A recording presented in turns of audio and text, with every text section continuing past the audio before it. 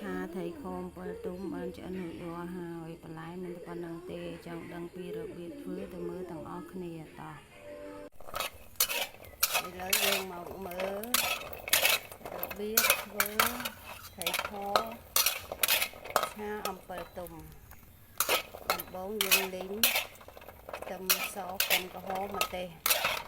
នេះម្ទេសអាចសាប់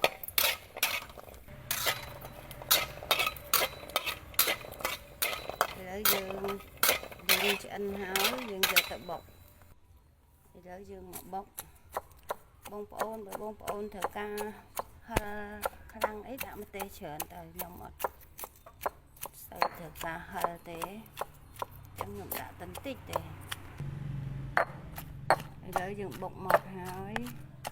យើងចាប់ផ្ដើមទៅរៀបចំឆាឥឡូវយើងដាក់ខ្លាញ់ហើយយើងដាក់ខ្ទឹមដែលយើងកងនោះយើងដាក់មក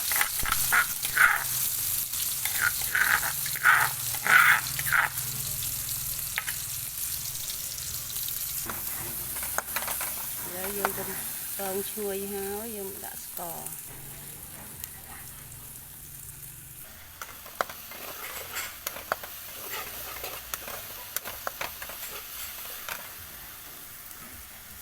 ឈ្ងុយហើយយើងចាក់តែខចូល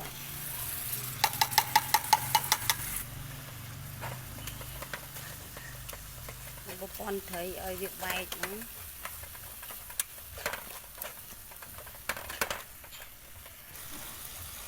យើងថែមទឹកបន្តិចរួចហើយយើងដាក់ទឹកអំពិលទុំនេះទឹកអំពិលទុំ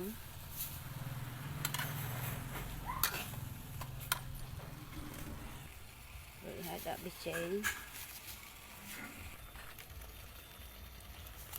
ស្អាតខ្នុរដូចនេះឬឲ្យយើងភ្លក់ភាសាពេលថែមទឹកត្រីតិចអាហ្នឹងគេយករៀងដុតតិចបានវាជ្រលក់បន្លែទៅត្រូវប៉ុណ្ណឹងឆ្អិនរួចរាល់ហើយឥឡូវយើងមកសើបន្លែថ្ងៃនេះមានតែ3មុខទេមានតែសក់មានតៅពោត